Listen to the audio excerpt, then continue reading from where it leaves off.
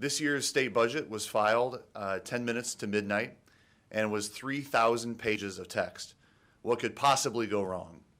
Well, that night, we were able to identify several things that were wrong with this year's budget, including that it included legislative pay raises, including $1 billion in pork projects for Democrat-only districts, including $650 million in tax increases on Illinois businesses, including $0 to pay down a $5 billion debt in our unemployment insurance trust fund, and now including a list of articles in that bill that did not have an effective date.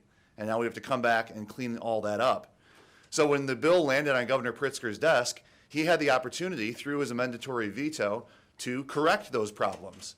He could have taken out legislative pay raises. He could have taken out $1 billion in pork spending. He could have taken out $650 million in tax increases. He could have dedicated money to pay down our $5 billion debt in the unemployment insurance trust fund. Instead, he did nothing. He left the budget untouched, flaws and all, except for changing a few dates in a technical section of the bill.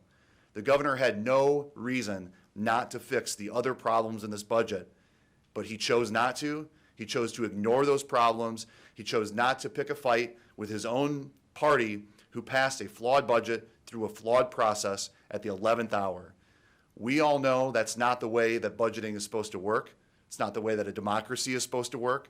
And the governor abdicated his responsibility and facilitated government working like that by simply correcting a technical error and leaving the larger problems untouched.